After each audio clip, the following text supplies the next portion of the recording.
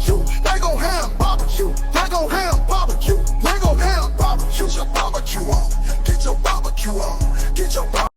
Welcome to the BBQ Therapy podcast. My name is Tavis Bryant of Yago Ham Barbecue.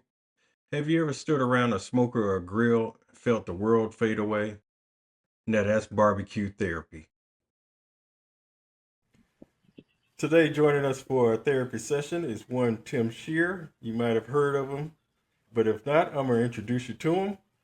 We're talking to the man who is synonymous with championship flavor, innovation, and barbecue excellence. From owning the iconic Blues Hog brand to pioneering the drum style revolution with Gateway drum smokers, Tim has not only influenced how pitmasters cook, but how they win. He's the force behind Marble Ridge Farms, which is a premium source of top shelf meats, and he's also the pitmaster of Shake N Bake BBQ, as well as starting the BBQ League, which is a teaching tool for up and coming pitmasters as well as veteran pitmasters that want to fine-tune their skills, and one of the most decorated competition teams on the circuit. Whether you're chasing your first trophy or just trying to level up your backyard game, Tim brings wisdom from every angle of barbecue world.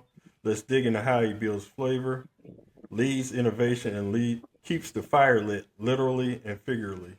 Welcome to the show. I got one rule: just make yourself at home, speak freely. I have no corporate sponsors, but speak freely anyway. Perfect. Neither do I. Yeah. Sponsored by me. They call you the tallest man in barbecue, but I call you the man with the golden touch and the man with 1,000 ideas, because the stuff that you've been involved with is just everything is blown up. You worn a lot of... No shortage of ideas, that's for sure. Exactly. My thing is, you worn a lot of hats as far as being a pitmaster with a team, Gateway, Blues Hog, BBQ League, Marble Ridge. Now you in the racing. How are you able to juggle all that on a daily basis? Man, it's crazy, honestly. Like, we've been so busy lately. I saw you down in Memphis, at Memphis in May, and I slept in my bed, I think, one night after that for the last 3 weeks, quite honestly. It's just been a journey. It's been a mission. It's a job. It's a hobby. It's a lifestyle. It's everything I could honestly imagine. Just trying to balance it all. I've got 3 daughters too, and they're all playing basketball and sports, and I'm heavily involved with that as well. It's just keeping it all balanced and keeping moving, honestly. Being gone for 3 weeks at a time was a first for me in a long time. Usually I touch down one place and I'm there for a day or two, and okay, I'm back home, and just you try to make it all work. But after Memphis, it's been a journey. So we went from Memphis. I came home for a night. That Monday, I think I flew out to North Carolina to Dale Jr.'s property and headquarters out there, Junior Motorsports in Mooresville, North Carolina. And we cooked for his partners and all his sponsors. The next day we had Fan Day at Junior Motorsports. I went from there. I flew to Orlando, Florida, where Tenley, my youngest daughter, had a basketball tournament down there, a U tournament. Got to watch them whoop up on everybody, so that was fun. We did go from there, and we spent a little time at the beach. My wife booked a quick vacation in between time, which was okay, but I was also ready to come home. And then we rounded it out with Nashville. So on the way back, we hit Nashville, watched the race down there where we had the 88 car sponsored again by Blues Hog. We finished second down there with Connor Zilic. It was awesome. And then we finally got home. So it was literally every bit of 3 weeks on the road. But it's go time for us. And it's, like you said, it's make hay when the sun's shining, right? You got to get after it this time of year. And I felt like it was a good trip. We got second place hog at Memphis. Obviously, we wanted first. I thought we had a first place hog. I blame nobody but myself. At the end of the deal, we got put in the last position as far as judging, and the hog sat for a little bit too long, and I didn't quite adjust right for it. That is what it is. Memphis is a beast, man. People say it's a politics or it's a crapshoot, whatever, man. It's a pitmaster challenge is what it is. And if you're not on your game 100%, not just at Memphis, but the entire year, you can't fake it down there, man. It's the real deal. We had a great hog. We had a great team, a great attitude this year. It was fun. I enjoyed every bit of it down there, man. It was awesome. But to come up second was a little bit of a letdown, but that's what it is, man. We'll get them next year. Since you mentioned that, I'm going to break off into Memphis in May that folks don't know. Now, I came in 23. For those that don't know, I drug my wife up there, bragging about barbecue and stuff like that. And I said, I want to go to Memphis. She said, okay. Got up there, walking around, standing and looking outside. I said, honey, this is Blues Hog. So we went over to the tent. We were just standing in the back, so it won't be distraction while y'all was doing what you're doing. And out come Mark Bayless, which is arguably one of the nicest guys in the world. Because to me, nobody can tell me wrong. My right-hand man, yeah. He came out just as friendly, and out of all the people, he came to me and her and talking to us, gave us some samples, even though we already knew what Blue Hog was, and brought us over there, let us take a picture with Johnny Trigg and stuff like that. And when y'all were doing the judging, he let me come close, listen to y'all. That's how I got a cameo on Barbecue USA. And Did you really? yeah, I'm sitting off in the side. They probably like, who is this guy? And then fast forward to this year when I came out, he remembered who I was, brought me over there. And I appreciate y'all allowing me to come in the tent in the midst of all that y'all were doing and make me and my wife feel at home, where I'm like, wow, I'm in here in the tent with people I'm watching on TV and videos and all this other stuff. And it's like blowing my mind. But like I say, most of y'all always say this, like y'all down to earth people and friendly and like that. So for me and my wife, I want to thank y'all for rolling out the red carpet in the midst of doing battle. So I definitely want to say thank you for that. No, I appreciate that, number one. And Marky B he's a right hand man. He's so good spreading the blues hog world. He lives the brand, and it really is. We all do. It's like I said earlier, it's a lifestyle, and it's a way of life, honestly. And I tell you, Billy Arnold started it all. If you ever walked up to him at a competition, and you probably haven't because it's been a while, but I'll never forget the first time I met him. You know what I mean? It's just welcome you in. Within the first 5 seconds, you felt like you've known him forever, and that's the way we run it, especially at Memphis. I know it can be corporate or it can be blocked off to the public or whatever. And I always say down there, no, we run an open door policy down there. Like our house is your house. You know what I mean? We're down there to have fun and spread the word and, show everybody what we do and what we're all about. And that's whether it's the judges or the public or whatever it is, man, it doesn't really matter. I want everybody to enjoy a little piece of what we get to enjoy every day. Now, I appreciate you recognizing that and calling that out because that's one of our main missions in life generally. Well, that's one of the things that, even though it's y'all competing, but also is promoting also, because you go around, some people didn't come out their tent at all.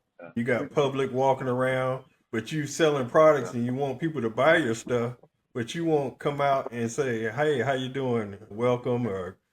That's what I don't understand.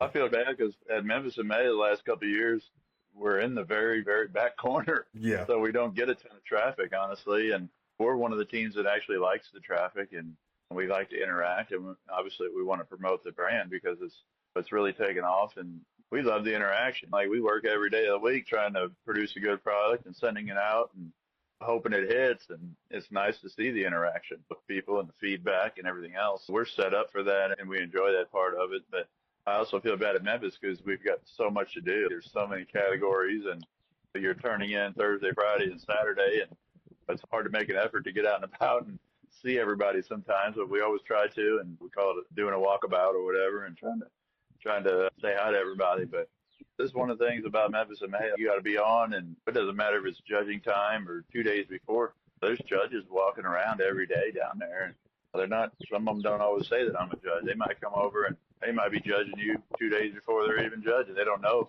who they have, but if you have a run-in or something with somebody, you got to make sure that you're always hospitable, and not that we wouldn't be. We always want to be. So it's just being on the whole time down there. And I don't know. I have a lot of respect for Memphis in May. It's 100% unique competition. Nothing like we do anytime throughout the season.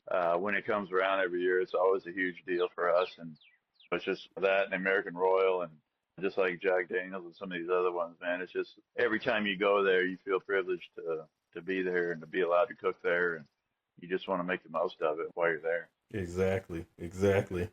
So we're going to turn to Shake and Bake. I know it's obvious where y'all got the name from. So y'all have an incredible track record. What has been the key to y'all being consistently on the top in barbecue? Yeah, Shake and Bake, like when I very first started barbecuing, we called it Pit Crew, which I was into NASCAR a lot back then and watching a lot of races. I wanted to tie something together with that, but it was boring. So I think I was watching Talladega Nights, obviously, one day, and I just shouted it out and told wife, I was like, that's our new name, and it stuck. And I'm glad we changed it to that because we had little kids when we were first starting, and they would follow, they would come and run around and ride their Hot Wheels around the parking lot or wherever we were at, and scream, shake, and bake as loud as they could. And it was just it was a fun attitude and a fun name and everything to go with. So we always tried to keep that light and just it was always a hobby when we first started that and nothing more. So every time we took with Shake and Bake, as a name, it's just like I said, we try to get back to that hobby lifestyle and not try to think of anything corporate or the pressure of having a brand or anything like that. It helps to go in there and just do your thing and do it what got you there basically. But now the key to consistency has just been, and I don't know, just trying to stay with what we know works. But if you know me and the people that do know me, I'm constantly changing something or trying some new idea. Consistency is hard sometimes because I always want to try to innovate and see if something new works. And that I think can hurt me sometimes on the competition circuit, quite honestly. I'll try something, whether it's a flavor or a technique that I should probably be trying at home or somewhere else. But when you're sometimes there's only so much time, so I'll try it. But it's just focusing on the cook. And that's one thing about the Gateway drum smokers. When I started cooking on those, I just got so much more dialed into the function of the smoker and the airflow and the moisture dripping and the fire management and everything just started to, there's so much more involved at that point. I had to pay attention and I'm just building off of that. And we really had nobody to show us how to do that at that time because everybody was cooking on pellets or offsets or something else. So it was up to me and up to us to figure it out. And I think that just helped me focus and get more in tune with what is actually happening in the pit. I think that helped a lot. Obviously, the Blues Hog flavors and just staying home, like staying with what works and not trying to chase the flavor of the month. That's been huge. Probably, I don't know. Really, it's hard to think of everything that helps us be consistent, but just nailing tenderness every time and trying to be in tune with a down the middle flavor that's agreeable. That's my biggest thing. That word agreeable has got to be the number one thing when you're cooking for 6 people that you don't know. It could be great, it could be whatever, but it's got to be right down the middle, agreeable. Okay, definitely. Now, speaking of the drum, now the most interesting part to me is the intakes. How did you come up with the concept of the intakes? Because that's just like you never seen that before on anything, and Yeah. it's amazing. So that intake makes a lot of sense if you think about it. They used to do that old school with chimneys and things like that out, like when they would build an actual fireplace. They would run an intake higher and the air would pull in and actually be sucked into the fire. Okay. And they would create a downdraft and a draw back up through. I didn't think of that idea necessarily for the pit.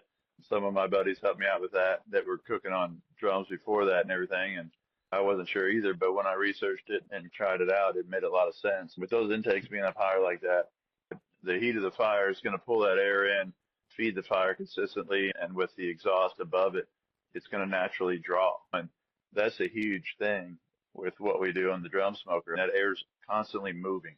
It's going down those round pipes and spinning and building velocity as it goes down. So that's why we can run just a quarter inch of air on each intake, like hardly anything. And the fire just pumps away, you know what I mean? And if you keep that exhaust open, the oxygen, it's pulling it out. It's just crazy how it works. And it's very simple. It's old school, yet it's new school because of the hot and fast technique and everything else at the same time. It's dumb luck the way it worked out. I built the first one. It worked really well. We didn't have to make a lot of tweaks at all. And it's just, after that, it was just going out and proving the concept. And to be honest, I wasn't even sure about it when we started doing it, but it started working immediately on ribs. Once I got ribs figured out, I would go to pork butt and brisket and things like that. Just trying to figure out one meat at a time and trying to tweak the concept to make sure that we could be consistent at the competitions with it. And It was first it was one drum for us and a pellet cooker, then it was three, then it was just four. We'll go crazy with it. I gotta say it's been a ton of fun.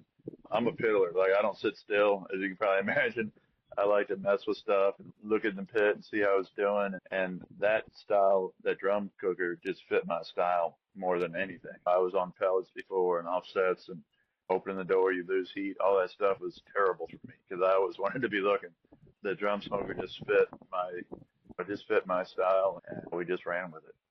Yeah, it's an awesome invention that you came up with. And I call you, some of the barbecue people I equate to NBA players, and I call you the Steph Curry of barbecue because with Steph Curry, he came and changed the game with the three-pointer from half court and stuff like that. And that's what you came in and did. You changed the whole game and made everybody rethink what they were doing. So that's why I equate you to Steph Curry.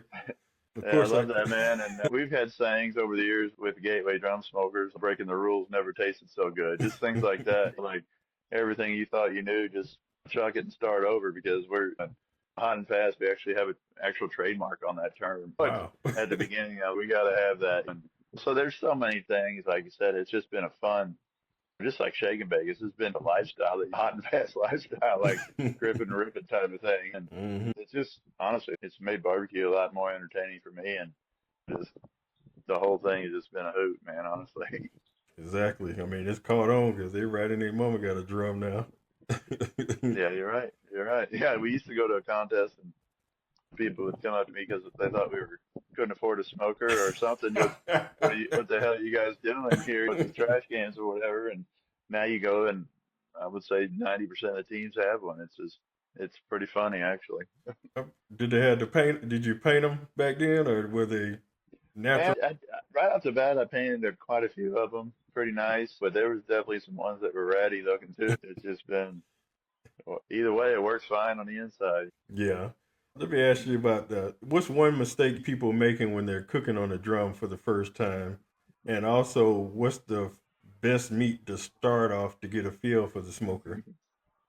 Yeah. The first time cook, definitely. I could tell you a funny story about Johnny Trigg, and he's old and crabby, so I don't mind telling it. But he got a drum smoker from me. It's a long time ago, but anyway, I think it was by Thanksgiving, and so he gets the charcoal going like you would a Weber, and just gets everything raging, and puts two big old Jambo logs in there, like he was feeding his Jambo pit that he's used to cooking on for smoke. And he's got them logs blazing, and he puts his turkey on for Thanksgiving, and about midway through, he calls me just cussing me up one side and down the other that I'm no good and don't know what I'm doing. And, what the hell? You just burnt my turkey, basically, he's telling me. I'm like, all right, Johnny, slow down a little bit and walk me through what really happened here. And so he told me how he lit the fire and how many logs he put on and this and that. I was like, holy shit, bud. Like, this is not a 200-gallon Jambo. This is a 55-gallon drum, like right here. You got to start a small fire and let that small fire burn down and out. And he calmed down after that and figured it out. But no, that's the biggest thing. People want to light too much charcoal at one time, right? So if you put lump charcoal in your fire basket, I always say light it from the top. Just get a small group of coals going, like a softball-sized group, and then put the lid on and let the temp come up slowly, and you'll be able to dial it in perfectly. If you get too much coal lit, you're going to have so much heat in there, you're going to be choking your dampers and just chasing your temps all over the place, and it's going to be a disaster, basically. So that's the thing. When you first start, just light it from the top and let it come up slowly, and you should be off and running in no time. And then after that, like meat-wise, it doesn't really matter. Like you can try anything. I think I first tried ribs when I did it. And I think we've got quite a few videos and stuff now as far as time and temp that can get you right. That's the biggest thing, I think, is just getting it lit properly and off on the right foot. Otherwise, you're going to be. We want a small, clean fire so we can run those intakes. And with those intakes, once you get that fire set, if it's this big and you got your intake set right, the fire will stay this big. Because it's only got the same amount of air, right? So if the fire is this big and you have the same amount of air, it's going to stay this big. It's pretty simple as far as air in and air out, but getting off on the right foot is important. Oh, definitely. Okay, we're going to switch over to Blues Hog. And as everybody know, as he mentioned, Bill Arnold is the creator of Blues Hog, and he started out with 4 flavors and 1 salt rub. Yeah. Tennessee Red, original. I would say Smoky Mountain, honey mustard, Honey mustard. Yep, that's right. and original That's right. season. Okay. Yep. Okay. Yep. And how did you, now out of all the relatives and people you knew, how did you feel when he came to you and said, "Hey, do you want to buy the company?" Man, I honestly don't know. Like when I remember the time, and I just started the barbecue store and Gateway Drum Smokers, and I think he looked at me and respected what we were doing in barbecue with that, even though at that point it was a very small scale, and I in no way felt worthy of taking over on Blues Hog, that's for sure. But I don't know. I think he was in bad health with his cancer and stuff, and I don't know. I think he just felt like he could talk to me, and I think he felt like I had a good vision and ambition. Yeah, that's about all I had. And I wasn't sure about like when he said, and I was just trying to help him out, honestly, too. He was like, Timmy, we got to find a new co-packer. We got to do this. I'm like, shit, Bill, this is a lot to do. Like right now, we got to make it happen. You know what I mean? Because he had some things changing and stuff. And I was like, all right. So we drove to Kansas City probably 5 times, and St. Louis and Tennessee, and just everywhere looking for someone that could make the sauce properly and everything. And then finally, I was like, all right, Billy, you know what I mean? It's time. We got to do this because either I need to be able to take over and take it on, or find somebody else to help you with it. You know what I mean? And he was ready to roll, and I was ready to go, and I was scared to death because I had zero experience in the food business or sauce or anything. I was competing at a pretty high level already. I also had all of my buddies around me that were competing, and they said, Tim, don't you dare screw the sauce up. We need this for competition and everything. And so just probably the most pressure I've ever felt in my life, honestly, like going through all that. Obviously trying to follow a legend like Bill Arnold. If you got to know him, it was a game changer in your life. He was like none other. And his flavor profiles and his creation, and then just his personality was on another level too. I wasn't really worried about a lot of that stuff. I just wanted to get the sauce right. That was the main thing. And we spent countless hours and trips, and I was just dedicated to figuring it out, and that's it. But we definitely stumbled a couple times right out of the gate because you can imagine nothing worked perfectly smooth. But I think where we got to, and then where we are now, I think it's been a blessing for myself and my family, and probably for Bill and his family too. Honestly, we're glad to carry on the tradition. And Billy saw a lot in common with me, even though we were totally different. I would say it all the time, like we were totally different people, but we still had a lot in common. Like he had 3 daughters, I had 3 daughters. He'd be serious about cooking, but he liked to party and whatever. Like kind of the same way I operate. Like try not to take it all too seriously, but at the same time get your stuff done. It just clicked pretty well, and it's just been a hell of a fun ride and journey. And honestly, I think we got a lot to do yet. He told me way back then, he's like, Timmy, I want Blues Hog in every household in America. And I honestly think we can do that. I think so too. All they can do is try. Yeah, we can try, but we keep running out. We keep running out. We keep running out. Yeah. So I'll definitely help out and do my part. But now you got a baby in the house. You're going to get an extra bottle. Yeah, exactly. I'm gonna have to move up to the gallons because we go through it. You're gonna start her off on original, or usually by Smoky Mountain or Championship. But I got everybody else in the house addicted to it too. Because I'm weird because I use it on everything. I put it on a hot dog, a hamburger. I'll put it on drizzle it on my mac and cheese. I'll drizzle it on my mashed potatoes. It's just, that's just me. I just love barbecue sauce. And then once I ran across Blues Hog, I was like, oh, this is it. But I know it felt good because he saw something in you. And oh, wow, he made me see something in it. Thank you for joining us on another episode of the BBQ Therapy Podcast. My name is Tavis Bryant. Please tune in to YouTube, Apple, Spotify, Amazon, and any streaming platform near you. Please pay the secretary on your way out, and we'll see you next episode.